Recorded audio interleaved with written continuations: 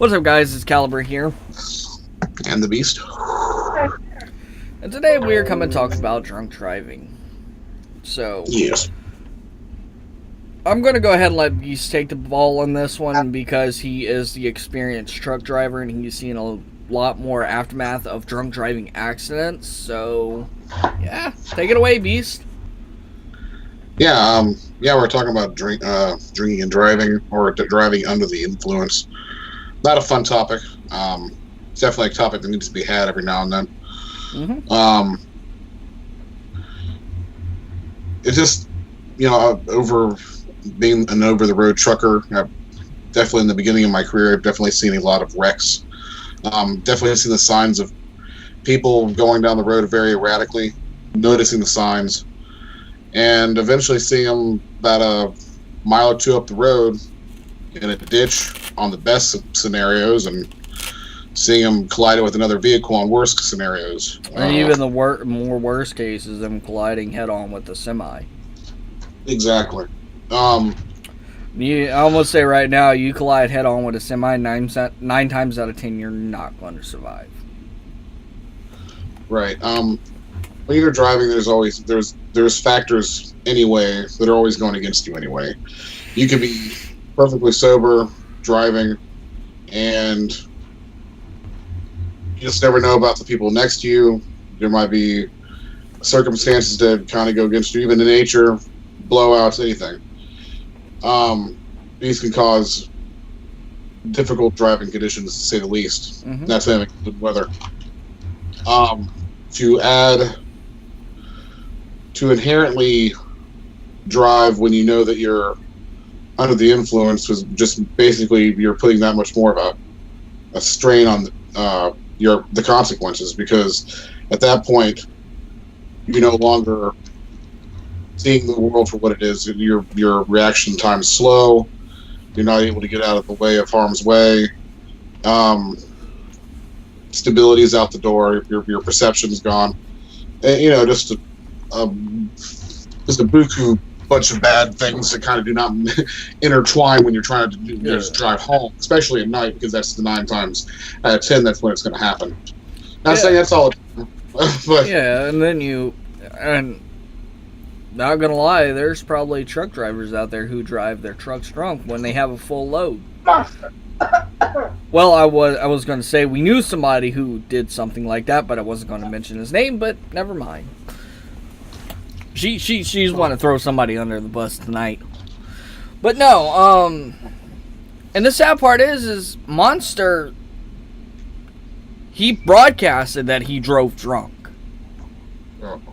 Monster's boss gave him alcohol, knowing he had to drive the next morning. And then he sleeps in his truck. Yeah. Like, that entire company is just upside down and backwards. Even if you drink the night before, say you're parked and you drink and everything, okay, fine. But even driving with a hangover is still dangerous. oh yeah.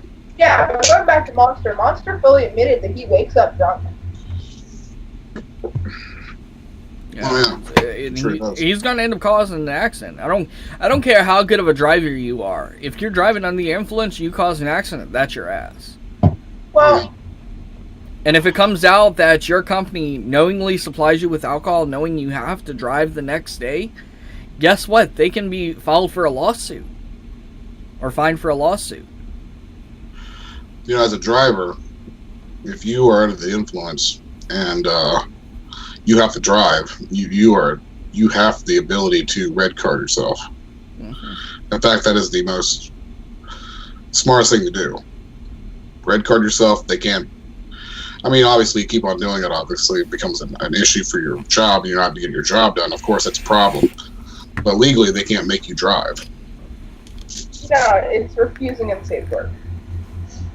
Well, at that point, you're doing it at a safety standpoint when you red flag yourself. So it's kind of a curtain for that, what it's supposed to be. Now, you keep on abusing that fact, and obviously it becomes a refusal of work. But, it happening, work sprang up. You get a call.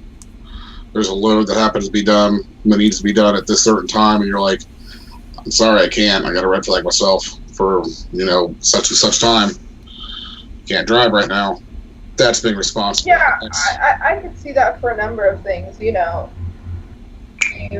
take medication and it didn't wear off in the time you thought it would, something like that, right? Right.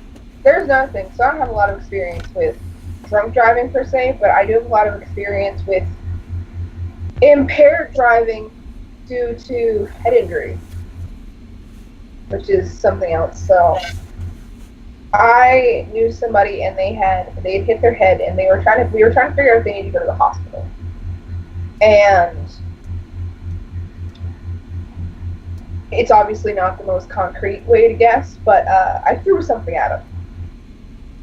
And this happened a couple times, and sometimes he caught it, and sometimes these are different instances. Sometimes he caught it, sometimes he didn't. If he caught it, it was like, you can probably drive yourself to the hospital, but you probably didn't hit your head that hard. Your response time's fine.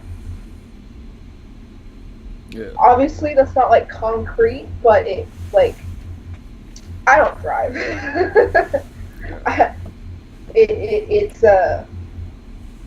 It would be how do we get you to the hospital in the safest way possible if you actually go? Like, can you drive yourself to the hospital? Well, I want to say this on that note. If you hit your head or you know somebody that hit their head for whatever reason, call somebody else who has a license to drive them. And if you don't know anybody that has a license to drive them, call an ambulance. Because they may think they're okay to drive, but all it takes is that one split second and it's gone. Just like that. I'm fully aware of that, and I agree with you. But I'm not. It would actually probably make more sense to call a cab than an ambulance, and this is why. And I know that they cost just as much in the States as they do up here. If it's not considered a worthy emergency, you have to pay upwards of between like $86 and $130 for an ambulance ride if it's not deemed an emergency enough. So in that instance, it would actually be cheaper to call a cab or something to that effect. But yeah, that one is really that one. It's really hard to say because if somebody hits their head, it could be deemed as an emergency because you don't know if they're bleeding from their brain. They'd be unconscious at that point. Yeah. But just figure out another way to get to the hospital. To know that it's when you lose consciousness that you become a concern, and it's if you continue to lose consciousness that's your concern. If you just fall and hit your head and you have a concussion, you're not an emergency. Yeah. Just figure out another way to get there. I've had about 12 concussions in the past less than 3 years. Yeah. And a concussion is not an emergency. It's not worthy of an ambulance. Unless you are passed out and like you're unresponsive, that's usually when you're deemed worthy of an ambulance. Yeah, but just like I said, it doesn't matter whether, even if you want to call them. If you want to call them, fine. But just figure out another way to get there. Don't get behind the wheel of a vehicle. But what brought this about is at Friday morning, at about approximately 1 a.m., my grandmother, my mother, and my sister heard a loud bang. So they automatically assumed that a plant blew up because we live in an area where there's lots of plants. There's a refinery plant going back that way. There's a sugar plant going towards the front. So there's a lot of plants, and when a plant blows up, it can be heard for miles. That just is what it is. So my mother and my sister go out. My grandmother calls me. I went out behind them. And as soon as I got out there, they were looking towards the back. My sister's like, "What's that?" Then my mom looked, and it was somebody that had crashed into the ditch. Now, when we first saw that, there was a loud whining noise coming from the vehicle. Sounded like a horn, but you could tell it wasn't a horn. It was somebody's foot was on the accelerator, and they were revved to about a very high RPM. It was revving very high. So we thought maybe they had passed out. So we got in the vehicle. We got over there. The cops were already over there. And, well, this is what we saw. Now, keep in mind, the photo is going to be a little grainy because I did brighten it up so you can actually see what's going on. So if you look right here, the back tire is completely blown out. He's in the ditch. And, when the cop had asked him, well, what happened? The cop had asked what happened to the rear tire, the rear left tire. He says, I blew it trying to get out of this fucking ditch. Well, the cop goes, how did you get in the ditch? The guy goes, I've had a few. This is, like B said, this is one of the better cases of where it didn't end up completely horribly wrong. Now, I came to the conclusion that he possibly also hit a pole in the process of losing control of his vehicle. Because if you would look, like if you were there and you would look at some of the yards on the left-hand side, you could see where he barreled through their yards. And the reason I presume that he hit a pole on the way in the process of losing control is because his rear tail light was out. Left rear tail light was out. Now the force of the tire blowing could have knocked it out somehow. Just a hypothetical situation. But he lost complete control of his vehicle. And he's lucky that this was all it was. It could have been much worse than this. I actually posted about this on my Facebook profile. But, or not my profile, but my Facebook page, Demon Vapor. So, babe, what'd you think? Because I was talking to her that night, like, while we were out there. What was going through your mind? I don't know. You don't know. Here's the thing. Especially if you, like, live in a city or you grew up in a city that had more than one bar, drunk driving kind of became the norm. Oh. When I went to school, we had MAD assemblies probably like 3 times a year, which is Mothers Against Drunk Drivers. And, you know, they started adding like impairment in there and stuff like that. And they played like graphic videos where, like, I remember this one video where there was literally like a bloody handprint, and I was like, oh, we're watching a horror movie. No, just drunk driver reenactment.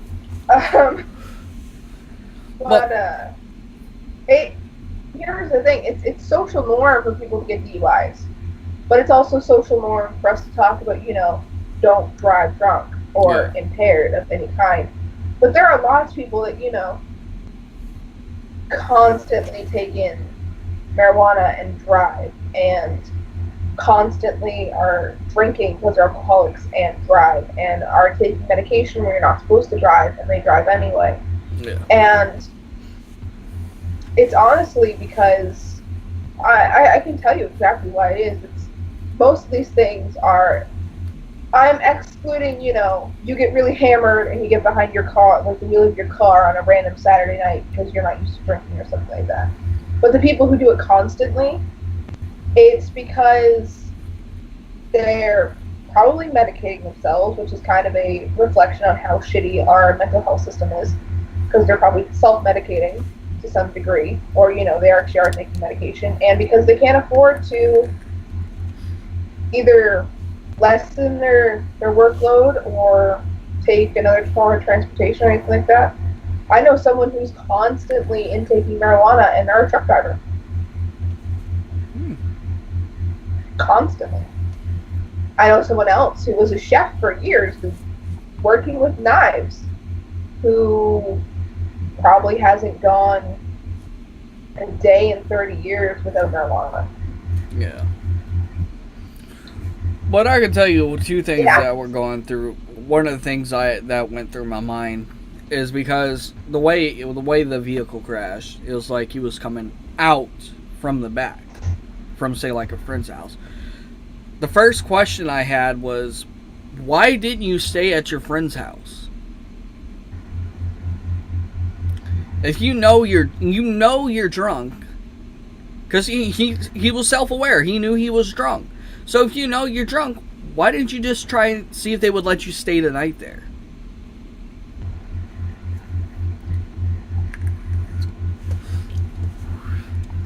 But I can tell you, we stayed there for a little bit just because there was one officer there. They literally had one officer that night. About a week prior. It may have been a week prior. We'd actually had to call the cops on somebody who was past, like, literally coming into the boat launch from where we were fishing. They were, like, right in front of the bridge. They weren't in the middle of the road. They were, like, kind of pulled in towards the bridge. Passed out in their vehicle. It turns out that person was high on cocaine. Had 5 cops show up that night. This night, with the drunk driver, 1 fucking cop. Now, you explain that one to me. I have no idea, but the guy coming from his friend's house, I have one comment to that, and it's don't keep friends that let you drive drunk. Exactly. Or that encourage it. Or that let you... I could have my worst enemy in my house, and I know that if they're drunk, they're not leaving my house in their car. There's no way in hell I could hate your guts and you're not leaving my house in your car. And it's not because I want to save your life. It's because I want to save the lives of everybody else on the fucking road. Mm-hmm.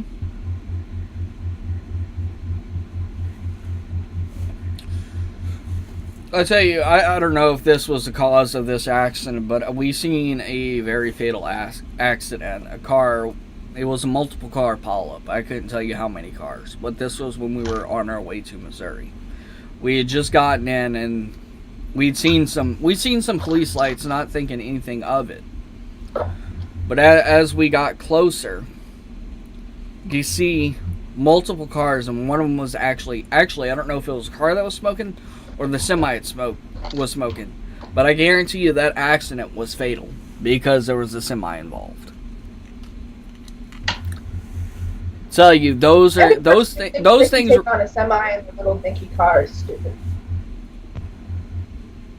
But I mean, it could have been somebody as simple as slamming on their brakes, and they have to. You guys have to understand that semis, they can't stop on a dime. They're not light cars. They're big, heavy machines. That's what they are, and they have a load behind them. Yeah, sure, they can stop a little bit quicker if they're running bobtail, but if they got a load on them, they can't stop on a dime.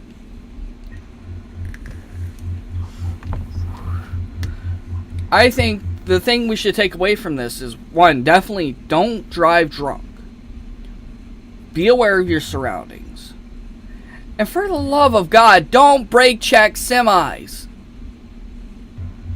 Don't brake check anybody. Yeah, don't brake check anybody, but definitely don't brake check. First off, it's illegal. If you're found to be the result of the collision after you brake check somebody, it doesn't matter if they're riding your ass. And yes, riding somebody else's ass is also illegal. Yeah. At least for